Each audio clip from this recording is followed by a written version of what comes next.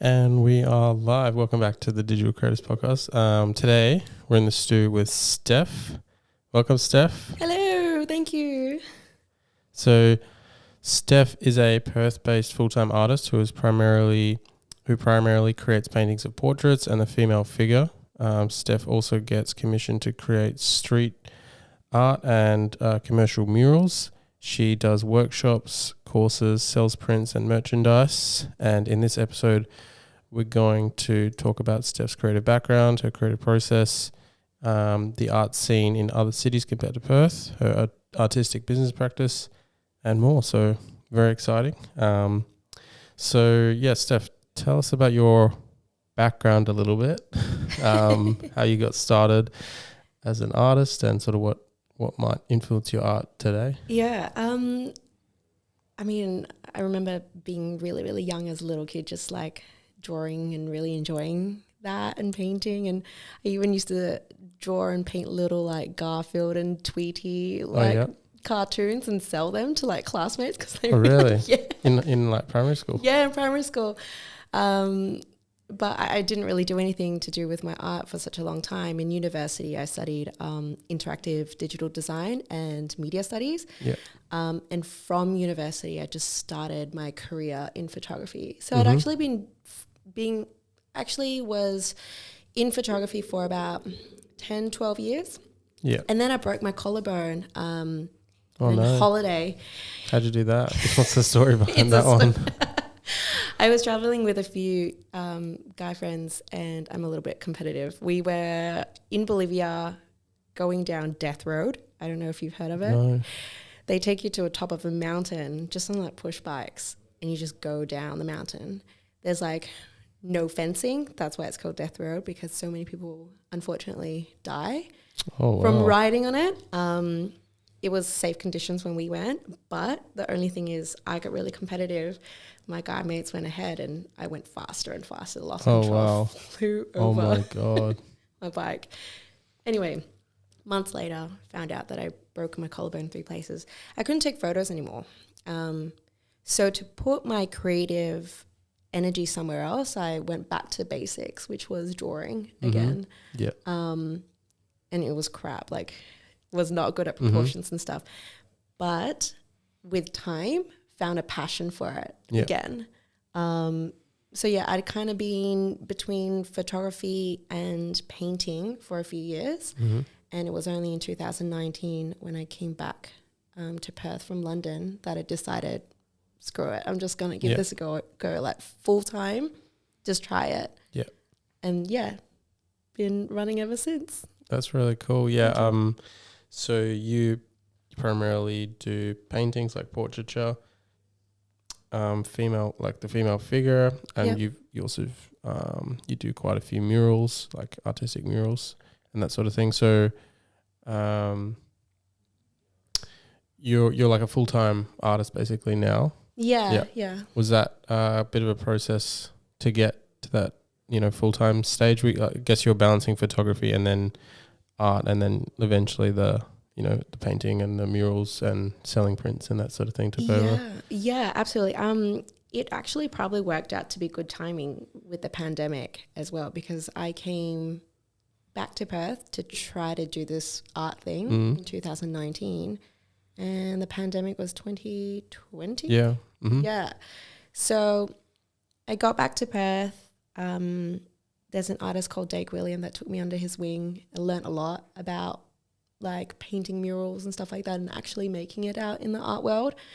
Then the pandemic hit, and it was kind of just turning into myself and kind of like questioning what I want to do and what I want to show other people as well. And that's kind of when my life drawing classes started. And started to sell like paintings and prints, and then it all just became bigger from there. Oh, cool. Was social media like a big part of getting like your artistic brand out there, or was it more like networking? Absolutely. I would say for me, it was definitely social media. I think like a little bit goes into play is like I haven't networked that much in Perth in terms of like getting to understand like art curators, other artists, gallery people who would sell art as well. So I hadn't quite networked with people yet, and I knew just from traveling to other countries and cities before that social media, just the internet, is really a playground for people to find anyone from anywhere. Yep. So yeah, I knew that was a great starting point, and especially with the pandemic, like, you know, you couldn't really go out too much and meet people.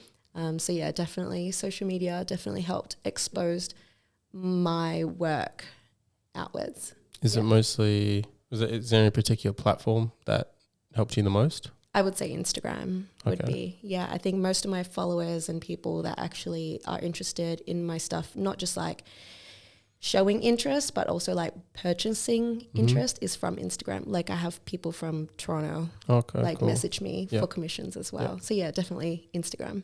Okay, awesome. So yeah, you've got like international clients, you're like shipping out your prints and your merch and that sort of thing. Yeah. And like some people have asked for commissions for stuff. So I'd have to like make them an original and send it off to them. Okay. Yeah, so that's really cool. That's really cool. That's awesome. And what kind of influenced you to focus on portraiture and the female figure? Like, why does that inspire you for your art? I would say that started from my photography, actually. I have a huge interest in shooting people, like photographing people and finding the connection with humans. And I think that translated very easily into my art and painting as well. One thing that I really focused on in my later years in photography was I found that growing up in Australia, there was a lot of like white Australia and Eurocentric beauty standards. And me being Asian Australian, I didn't quite fit that mold. I didn't feel like I was seen or accepted. So for me, I was always kind of a little bit like a bit frustrated that there weren't that many diverse models in like magazines and stuff like that. And I thought, you know what, I'm media. Like I could do this. I'll change the narrative. I'll show more diversity. And so that's what I started doing. It started photographing more women of color particularly, and then also women of all sorts of different shapes and sizes as well. And then, that easily translated into my paintings as well, just showing that larger group of women. Cool. Yeah, I relate to what you're saying about like you kind of created the media that you wanted to see, because I guess that's also what I'm doing with this podcast as well. Like, you know, as creators, we have the power to like, you know, create our own sort of media outlet, so you can, you know, voice your and like show your kind of opinions and that sort of thing.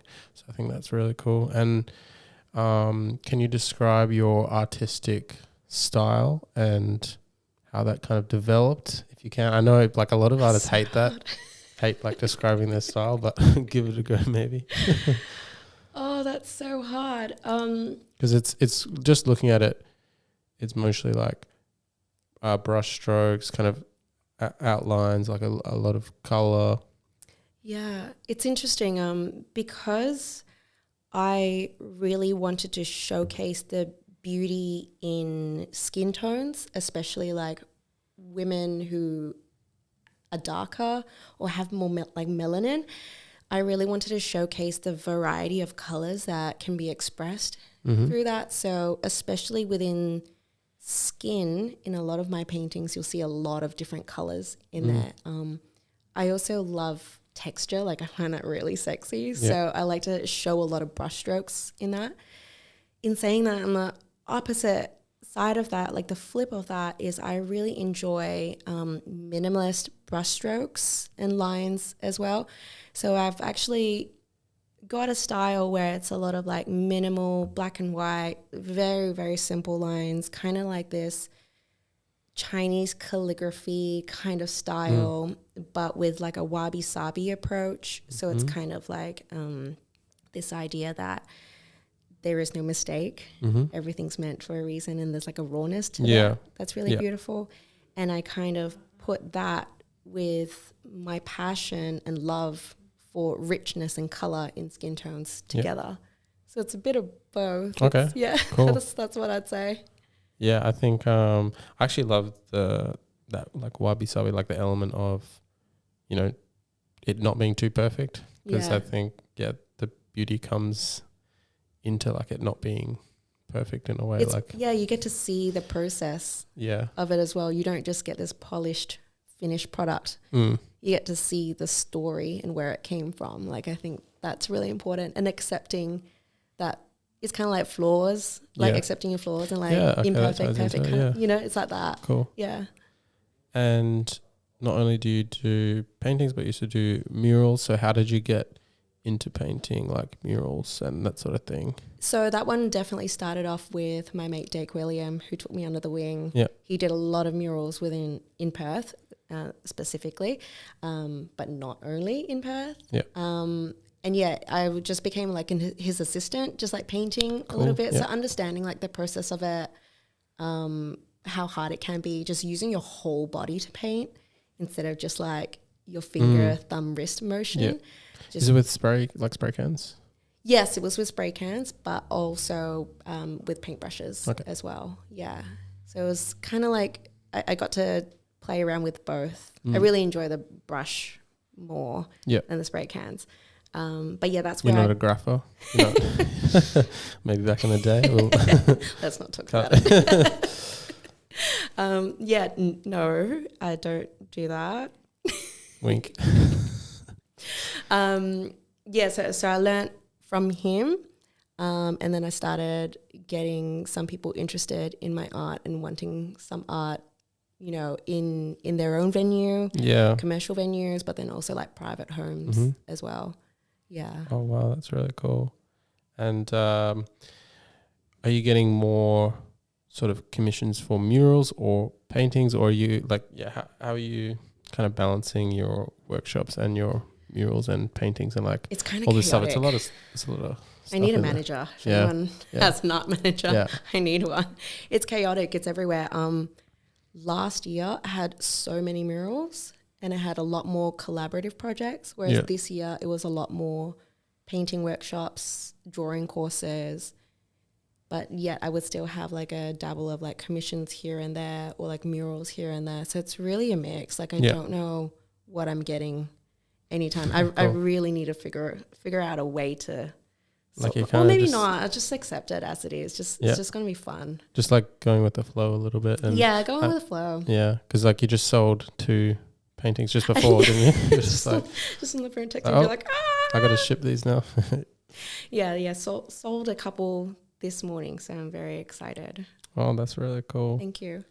And what's your process for, say, creating a mural? Like if someone, you know, books you for one, how do you sort of go about that? Firstly, I'd have to ask them the parameters. Like, is there a time parameter? Is there a budget parameter? Is there a size parameter? Like, how big is the wall, for example? Sometimes it's not a wall. Sometimes it's just like an original piece. And from that, then I would ask them, what do they want? Some people have seen my minimal artwork and like that. And some people have seen my like more colorful, vibrant, really like fleshed out kind of characters. So just asking them that to begin with helps me a lot. Some people really chill and they're just like, I love everything you do. Just like do anything. Whatever, I'm like, oh my gosh. Yeah, the creative freedom. I love that so much. So thank you if you're one of those people. Yeah, shout out. Creatives love you. Yeah, thank you for letting us do what we love. Yeah. But then again, like there's people who are like, oh, I want a piece for my sister, I want a piece for my partner, I want a piece of me.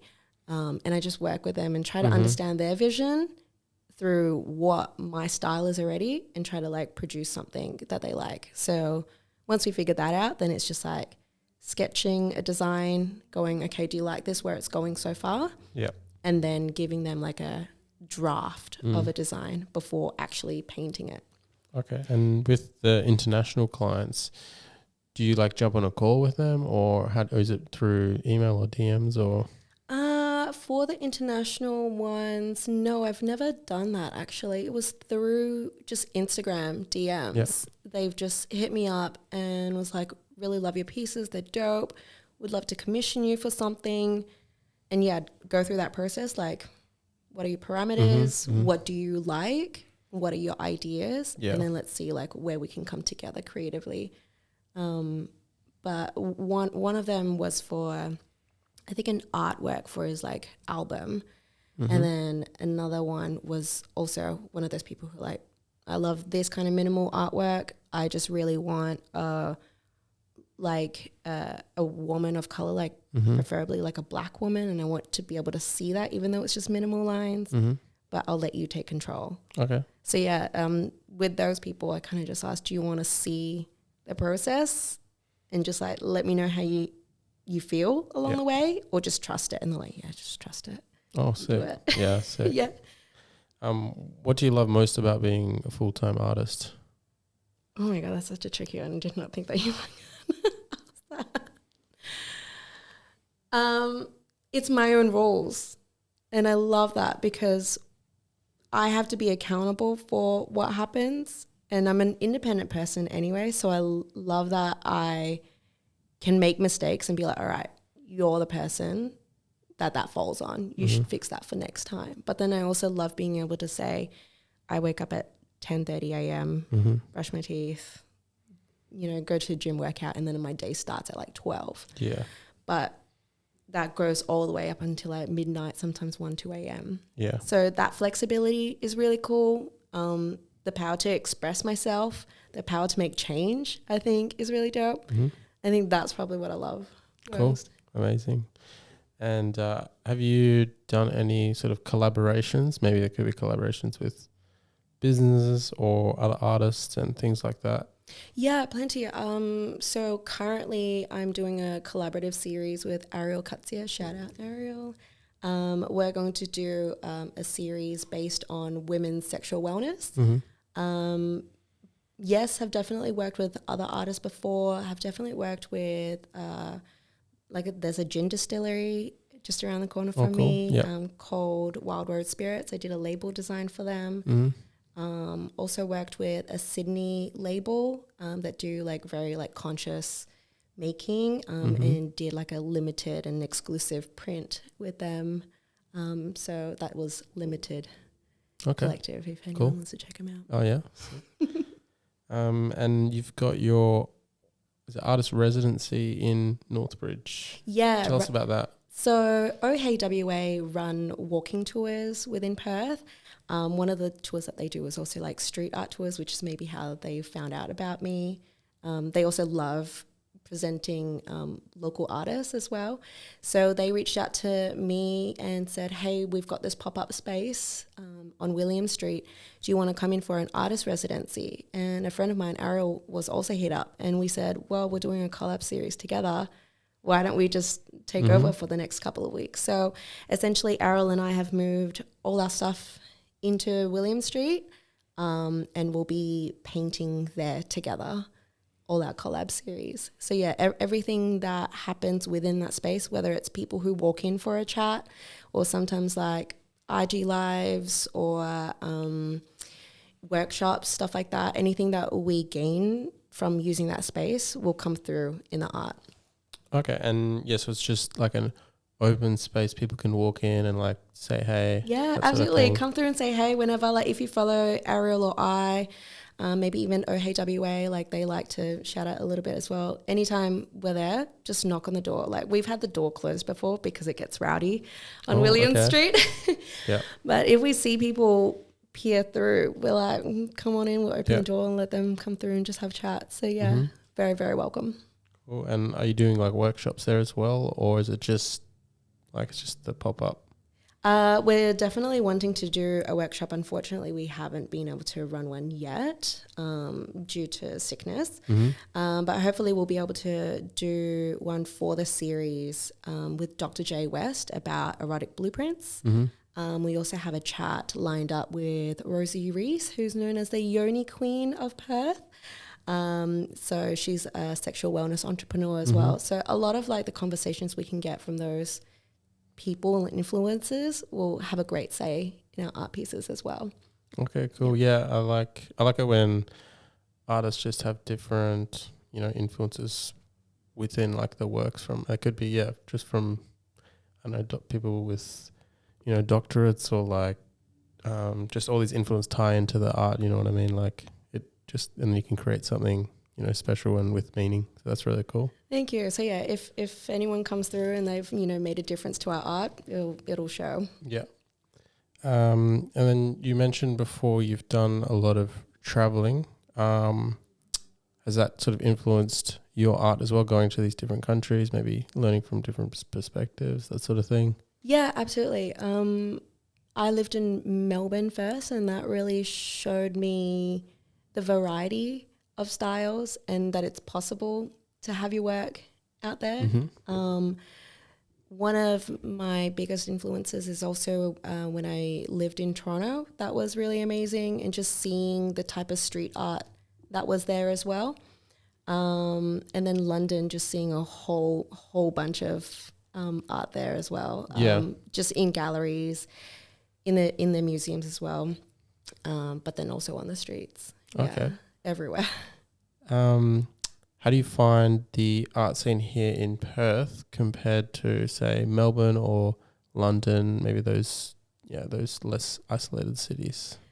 It definitely seems a lot more saturated in some of the bigger cities, that's for sure. I feel like if you're not a creative or hang out with creatives, you don't really know what's available. You kind of just wait out until Fringe comes along, and then you check out performances. So here stuff. It's more saturated? No, in the bigger cities, it's more saturated. Yeah, I don't feel like it's exposed as much in Perth. Like you really have to either hang out with people who are creatives or, work in that area, which I guess would be hanging out with creatives as well, to really see what Perth has to offer. We have a huge community. There's so many artists that I haven't even heard about, and they've got like heaps of followers. They do heaps of work out in Perth as well.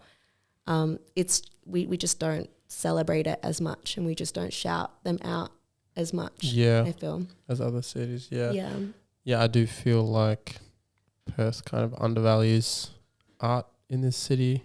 I feel like the average person doesn't really value art or care about art as much, and compared to say Melbourne, you do find Melbourne or like London, or New York, like they really embrace their creativity more. Do you find that as well? I do. I definitely feel like they value expression more and diversity more, and hearing stories and narratives a lot more that are different from theirs. I think they're a lot more welcoming and accepting for sure. Do you have any like examples of maybe in Perth where you felt like maybe your art wasn't valued? Anything like that? I don't want. Let's not talk about that. No. Should I talk about that one? Yeah, stuff it. I'm setting her up, guys. Stitch up. I did ask if I could have some portraits that I had drawn up on that big screen, that tower that's opposite of the big cactus in Yagan Square.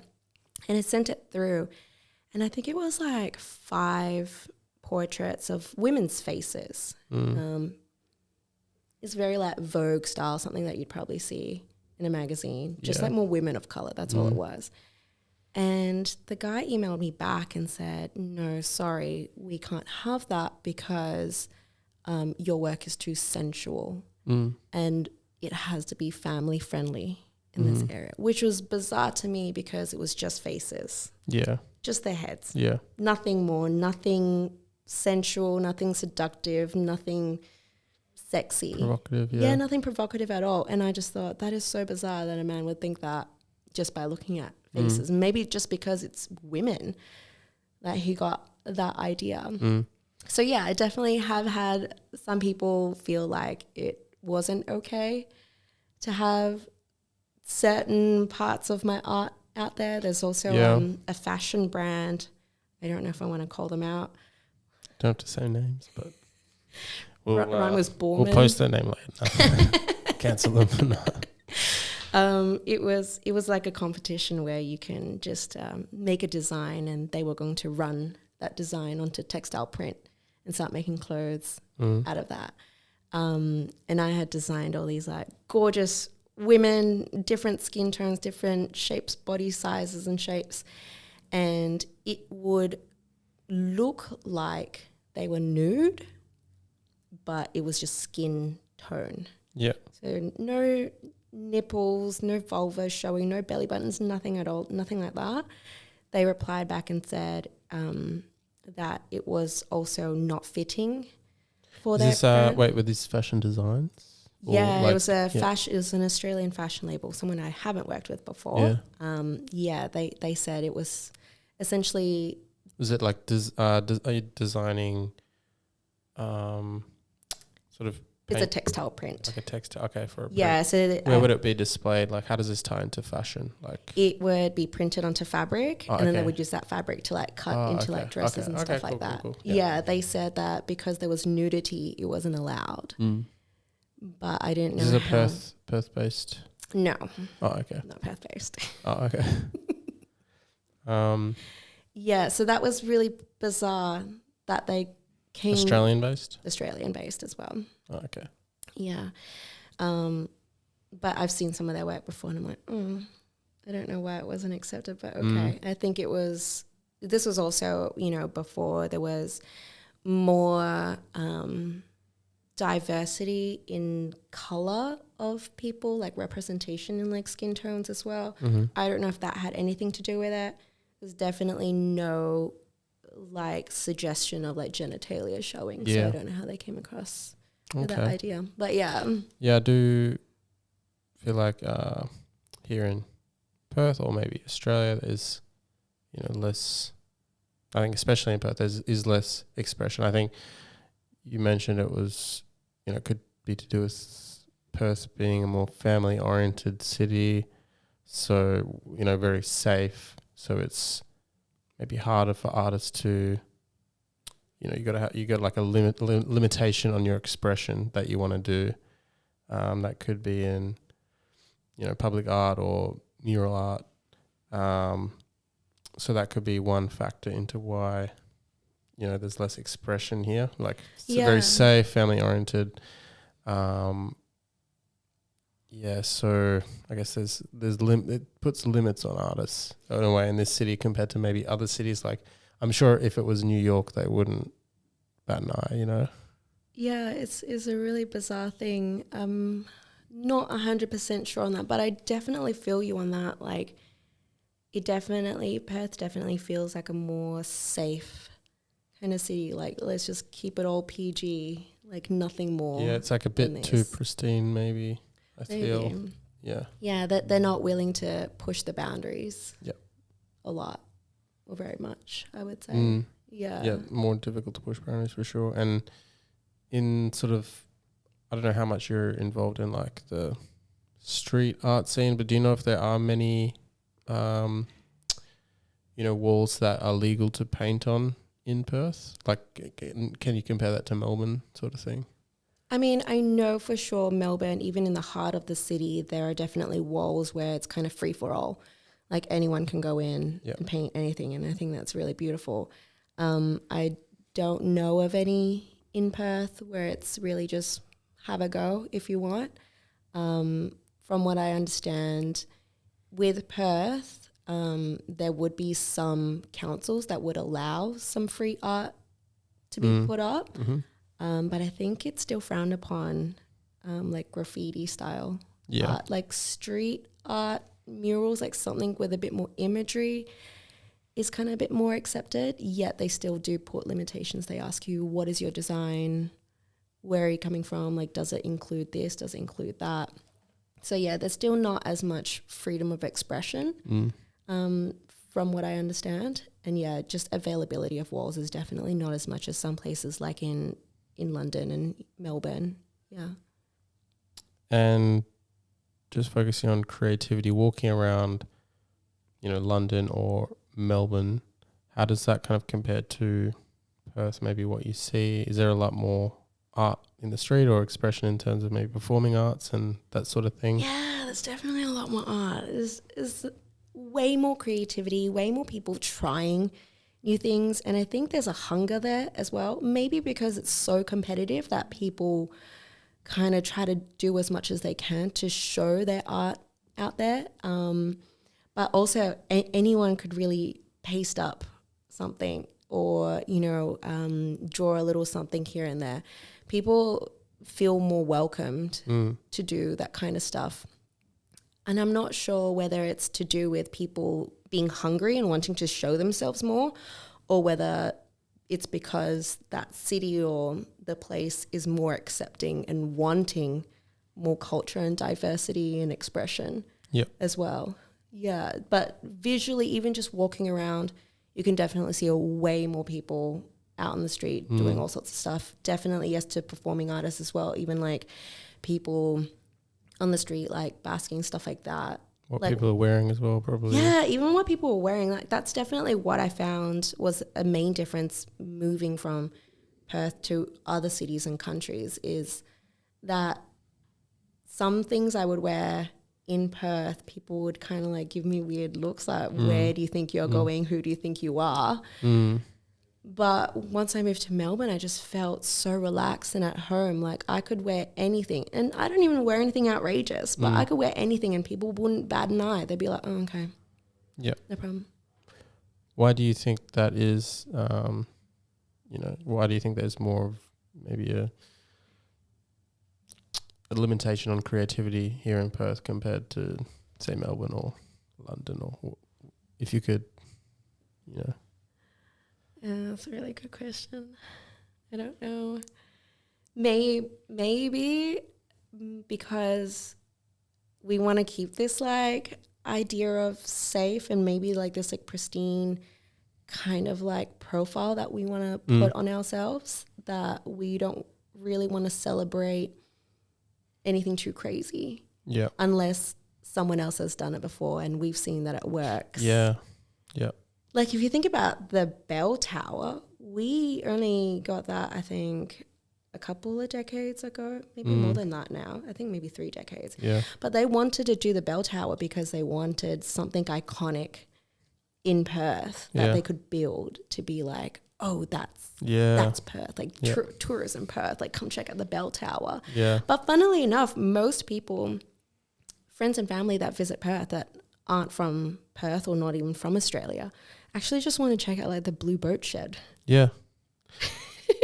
And I think it's actually creativity and creatives that create, like I think as creatives we create culture. Creativity creates culture. Yeah.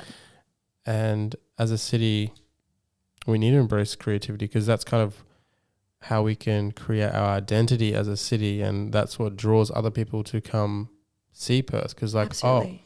we want to come to Perth because we want to see what you create. We want to see your unique perspective as a city. Absolutely, yeah. And I do feel like we're a little bit behind in that, and I feel like I would love to see more support behind creative expression, so then we can like have a more unique identity, so then we're not like copying another city, or we have something to say, because I feel like we don't say much with our city compared to other places. I agree with that. I love that so much. I love that we're different. A lot of people think Perth is so normal and it's so safe. Like, yeah, we have like this really cool like coastline. We have like beautiful weather most times of the year. You know, like it is beautiful, but we don't see what's different about us that makes us unique. And what's different is that we're so isolated. We are the most isolated city in the whole world. Yeah, like that's really cool. We can create some really gnarly stuff based on that. Yeah. But we're looking at someone else. We're looking at our neighbors. We're looking at Sydney, Melbourne. We're looking at people in other countries to be like, oh, what's cool over there? We're not looking at ourselves and being like, what is homegrown that's really cool and different? Yeah. Yeah, we wait until whatever's homegrown makes it out somewhere else. Yeah. Which is so unfortunate. Like if we focused more on celebrating what we have here and just shouting out our names from here, like imagine the kind of exposure we would get, and imagine how big we can create our own culture and identity creatively as well. Like that would be so sick. Yeah, for sure. Because even on one of the previous podcasts, Alexandria Lee, she was saying, and I like sort of had a realization from what she said, which was artists from Perth have to be respected outside of Perth, say in New York or basically America in general. It's like if you're respected in America, then you'll kind of be respected here. Like we have to have the outside validation as artists overseas, and then you'll be respected here, which is interesting. And I don't know. I would agree with that as well. Yeah. I would agree with what she says. Because I think we should be able to, you know, see artists in Perth, see their talent, and, you know, help that and cultivate that talent, recognize that talent rather than just getting that external validation from overseas. Because I think it ties into everything, whether you're a performing artist or musician, like you have to make it over there before you can make it here. Yeah. And with that sort of culture, you end up having artists just moving and not coming back. And then, you know, then it's harder to grow as a creative community. Yeah, I feel that too. I feel like we could have more strength in our creative culture in Perth, except because we're waiting for validation in other cities or countries, our creatives are moving to get that validation as well.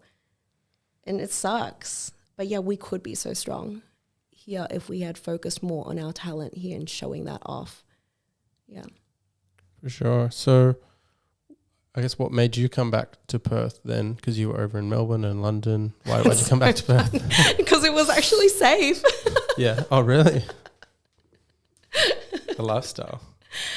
Yeah. I wanted to give my art practice a solid go.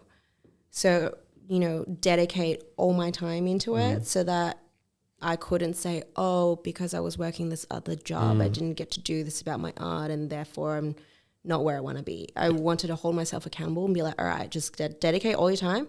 If it doesn't work and you know you tried, then it's all right. Okay. But I didn't want to, you know, like make excuses for myself. So I thought perfect place to come back is back home to family and friends where I have a lot of support. So yeah, I came back home and lived with my mom and dad, which is an experience again after, you know, moving out for such a long time. But yeah, they really gave me the support and security to then express myself. Yeah, which is why I came back to Perth. Maybe that's interesting because I guess that's a big positive for Perth artists because I feel that as well. Like it's safer here to try something like, you know, starting my photography business. You know, we have a good economy here, so it's like you can fall back on something. And then now, you know, doing the podcasting, it's definitely safer to try these different creative projects because, you have family here, you have stuff to fall back on. But then, it's easier for people in general who, you know, want to do painting or even maybe they don't even see it as something they're going to take full time.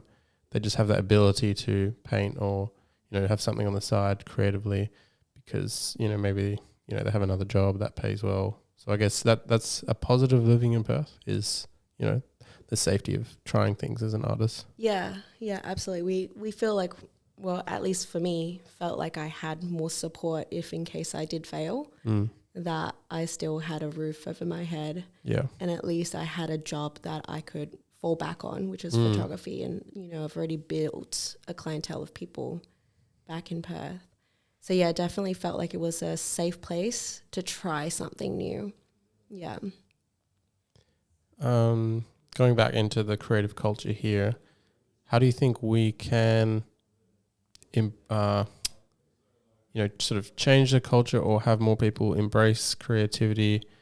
Because personally, I would love to see more of those like empty walls filled around the city. Like even, you know, when you're walking around the city, it's more, you know, it looks better and it's you get like inspired by looking at these walls and you feel, you know, when you're surrounded by creativity, it's more inspiring. And I think for just everybody, not even just creators. So how do you think we can cultivate more creative expression in the city? That's pretty easy. You just got to allow people to. Like, if councils or the city, if there's funding for it and grants that allow more of this to freely happen, I feel like we can definitely allow more creatives, whether they're creatives as their job or just creative people who are even working in mining or something, like to allow people to actually get involved and do something would be great. And yeah, there's definitely grants available out there, but the kinds of stuff that we have to go through, like the process of meeting guidelines and stuff like that, it really throws a lot of people off. Especially creative people like me. Like, I don't want to read I a don't long want piece to of read. paper. I don't want to read this. I don't want to write you were like a report. Like, it's so much work. Have you've applied for grants before? Yeah. Again, it's hard to apply for certain things because they want a certain thing.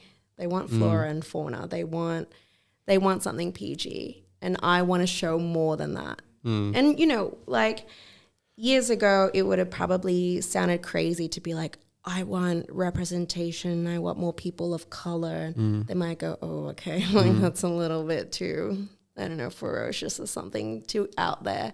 Why don't we just stick to Banksias? Yeah. And nowadays, like, people aren't super comfortable with me putting figures out there, whether it's like female figures or whatever, they seem uncomfortable about it. I think there's still this very, It's like family oriented view on things. People just sexualize women's bodies, man. That's it. It's we live in a patriarchal society. People look at women's bodies and just think it's automatically like a sex object. And it doesn't have to be like, they don't even have to be nude and then like instantly they're sexualized. Yeah. So I think maybe that's why people don't like some of the figures that I do in terms of like out in public spaces. I don't think they're not like, you know, provocative at all. They're just like, they're literally curves and lines. Yeah, they're just curves and lines. Like I wanna celebrate women of all types out onto the wall so that someone who's like the younger me would look at it and be like, oh, wow, like that. Represented. Yeah, that person looks like me and it's out on a wall or it's out on art. That's special. Like, I want that for a younger person. It doesn't have to be a 7-year-old. It could be a 20-year-old. I want someone to feel included. I want someone to feel like they belong here. Similar question to before, but instead of creativity, I guess it'll be the topic of multiculturalism. How have you found the embrace of multiculturalism here in Perth compared to London or Toronto or Melbourne, maybe, perhaps? I mean, that's such a loaded question, I feel. Loaded? Yeah. You can answer however you want. Multiculturalism. I definitely feel like since the events of Black Lives Matter, that's really changed a lot everywhere in the world. Mm-hmm. I definitely feel like that has made people like wake up to understanding diversity and multiculturalism. In general, I guess, like in general, that has, you know, it was I think Black Lives Matter happened in end of 2019, maybe beginning of 2020 or something. I think 2020. 2020. Yeah. So yeah, obviously that created more awareness around, I guess, embracing different ethnicities and cultures in a way. Mm-hmm. But if you look at London, I've just heard other people on the podcast, they say as creatives, or they go there and they really embrace multiculturalism. There, if you look at the ads, you know, it's more diverse. If you, that's in London. I'm not sure Toronto. I'm sure Toronto, like I do find maybe very over in Toronto. The US seems to be more forward thinking, I think, in multiculturalism. But in terms yeah, of what's representation, your representation, yeah. Yeah, in terms of representation, I definitely found like in London and Toronto, they definitely had more people of different ethnic backgrounds, cultural backgrounds, different race and color. They definitely showed a lot more of that. Even just on, like, if you just look at like adverts on editorials, like you can see it. That's all you really need to look at. Yeah, there's heaps of, you know, restaurants that have opened up in Perth or in Australia, you know, a lot of Asian immigrants, a lot of African immigrants, definitely a lot of like European like immigrants as well. Just looking at the food alone, like you can just see we have accepted that culture in terms of like their food, but we haven't shown a diverse group of people that are out there. Like if you still look at fashion editorials and what's accepted as like the ideal, the standard, the beauty, like what's cool. I mean, up until recently, it was still very Eurocentric, very like white Australia. Like we still don't focus as much even on our own Indigenous people. We have a bit more now. I think yeah, it is changing for the better now. Just looking at some of the campaigns that come out recently, say the Karen Up campaign, even the Christmas campaign that's come out recently, that was like very diverse, and I thought it was shot very well. So I think even the ads we're showing, I can see an embrace in cultural diversity.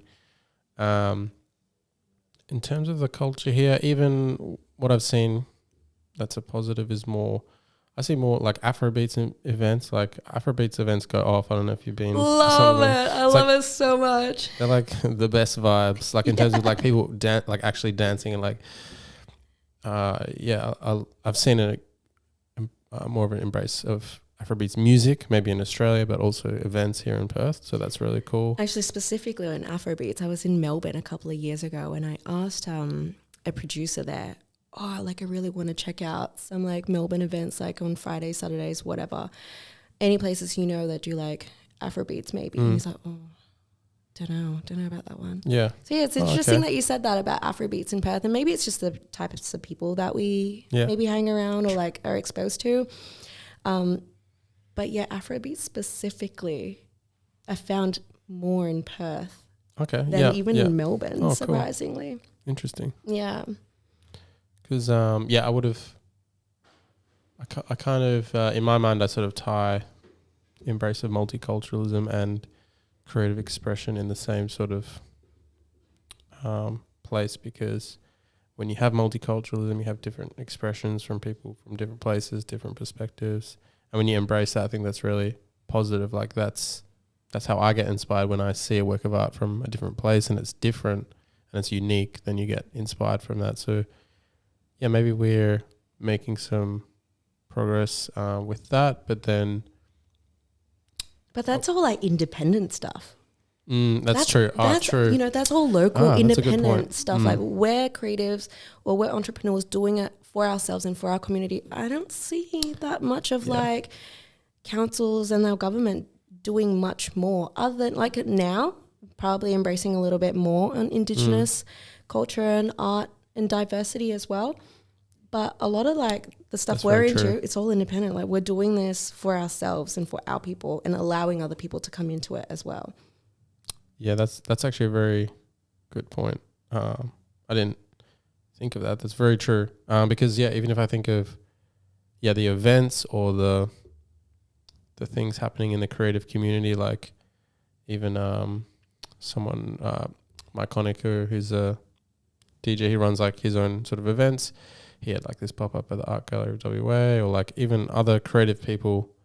Yeah, it's definitely individuals. It's not the city going, hey, can we support you or back you, or contacting artists, contacting creatives or people that want to see things happen. It's them going, it takes so long to, apply for a grant or write up a grant or contact the city for them to get back to you. It's just like stuff that I'm just going to create it because that's what I want to see. So very true. It's not really the city embracing it. It's individual people. Yeah. Everyone's helping everyone have a leg up. And I love that. Like what we have as creatives, like we really understand the support of, supporting people's passion projects and what they do, not just like monetary, but even just like throwing a like or a comment or a save on someone's post. That does so much Even if you can't make it to an event, just sharing that with another friend, doing a shout out somewhere and like showing that to other people, like that's really dope. And that's definitely something that we're lacking, I feel, from like a government perspective, and to allow more of this to flourish is to like help us help you, help us help you, you know? Like, that there's a small disconnect between, I'm sure they want a lot more creatives, and I'm sure like they want to show more. It's just they make it difficult by grant writing and, you know, all these guidelines that they don't tell you what they actually want to hear. Like they have a list of certain keywords that they want to read, but if you don't provide that, they're just like, nah, sorry, can't do it. Yeah, I agree. I think in general they don't really care because they don't really have a passion for elevating their creativity. I think because if you're a person working for the council, working for the city of Perth, maybe you don't necessarily have that love, or maybe you're not necessarily creative yourself, so you don't really have that drive. So that then, it's just up to the individuals. Just thinking of more events, there was Jargon by Kawasaki has like a little pop-up where he has different fashion designers come in and that sort of event. Then you have Artist Initiative Perth, which is like this creative market. There's another fashion one, Fashion Thrift Society, like these events, these pop-ups that, you know, I think they're really cool. People can go and express themselves and just make Perth like, you know, elevate Perth a little bit with creativity. So it's definitely, the individuals, as you were saying. Totally agree. I also think like money speaks for a lot of it. I think the reason why we focus on funding in certain areas is because they can see how money is going to get returned back into like our government. For example, sport. Everyone knows that sport is a huge money maker. That's why we invest so much in that. Yep. Like tourism's another one as well. Like they wanna fund things that they know they're gonna get more money back. Okay, it's Steph's business mind talking. I'm getting it. Cool. Yeah. So like, if there was a way that they could understand that having more of our art shown is gonna return interest in people coming and like spending money here, whether it's our own people or like tourists coming in and like buying our stuff, then they'll be like, oh, okay, actually, maybe we'll give you some dollars for that.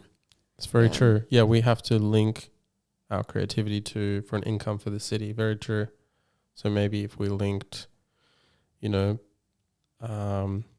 making the city more engaging through mural art or creativity, embracing like, you know, local artists. Yeah. Could, you know, bring in money for tourism. I mean, that's what draws people in, as we were saying. It's like, it's the creativity, it's the expression of the city. So maybe we can develop some sort of way to, at the end of the day, it's sort of about money for the city. So we need to, link the creativity to the income to create more of an incentive for the city to embrace creativity. There's definitely groups out there that do focus on, you know, the wellness of the community as well.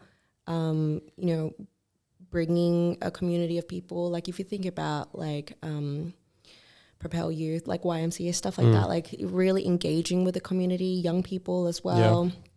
Even like NDIS stuff, like programs that they have, like they really try and focus. I'm sure that there's definitely lots of groups out there that do care about the welfare, the wellness, well-being of people, but money definitely does talk. It's interesting you mentioned Propel. Have you done like some work with them, or no? But I want to. Yeah. Have they like contacted you or anything like that? I have spoken to someone who is involved, and we're working on something in the new year. I think, yes. Did you reach out to them, or did they reach out to you? I just happened to have been talking to someone who's involved. Oh, okay. Yeah, it just worked out that way. So. No, they didn't reach. Oh, actually, yeah, you could say technically they reached out. Yeah, not in an official manner. Yeah, but yeah. Yeah, because like I've, you know, had a chat with them and stuff like that. And I think they're doing like, I like how they're putting on these events like the Kickstart Festival and like It might be for maybe a younger demographic. That might be what it is. But just all the creative people that I know, like, and I've, met a lot, they don't really know about Propel. And I know Propel did have some like grants for artists and like, and I feel like if Propel is like one of the main funding bodies for supporting artists, I just feel like more people should have known about them or what they're doing. Yeah. So whether it's, I don't know, awareness thing or I think that's them what it is. sort of, I feel like these funding bodies, whether it's Propel or government, other government funding bodies, they should be the ones, reaching out to artists, cultivating that community. I agree. And I find them sort of, there is that culture of sort of sitting back and waiting for artists to come to them in a way. I mean, they are putting on events, but it's like none of my creative friends like know about them or necessarily like feel involved within Propel. Yeah, I think there's maybe it's just like a lack of advertising, a lack of knowledge as well. I mean, when you start to work as a creative, a lot of what you know is learnt by yourself, right? Or through someone else, like a mate, maybe. They don't teach you anything like this in school. They don't teach you where you can find help or assistance or funding, how you can write a grant. There's a lack there. There needs to be a bridge to help us connect better with each other.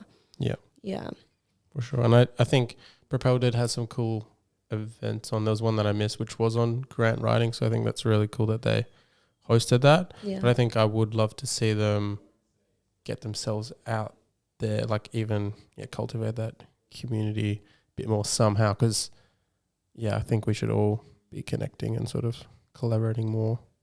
Yeah. But even on like the fact you mentioned, like they don't teach that us in school, I think, I mean, it's a whole other topic, but how the school system doesn't really... They don't prepare us for creative stuff.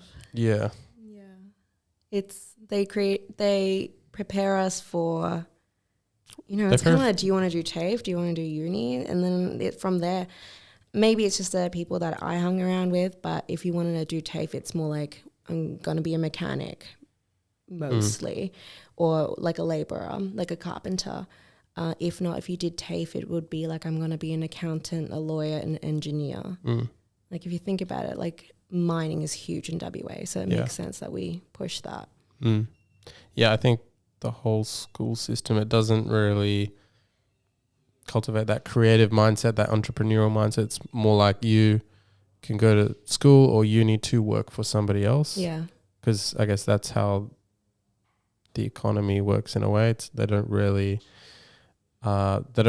want independent thinkers in a way, because if you're working for someone else, you're just following instructions in a way. So I think there is that culture. Like obviously not everybody can be or wants to be a creative, but I think creatives do that. Yeah, again, in that system, they don't feel valued either. Yeah. But I think it is sort of changing, I guess, with more creative courses coming out as well. I agree. But Steph, thank you so much for coming on Thank the podcast. you so much. It's such a pleasure. Thank you. It's great having you and chatting with you. Thank you. Where can people find you and your work and like follow your stuff? Mostly on Instagram, and that's LUVIEUR.jpg. On TikTok at LUVIEUR. My website, LUVIEUR.com. By the way, I'm spelling this out because a lot of people don't understand how to pronounce it. I'll leave it all in the show notes as well. Thanks. Thanks for tuning in, guys, and I'll see you next time. Thank Peace. you.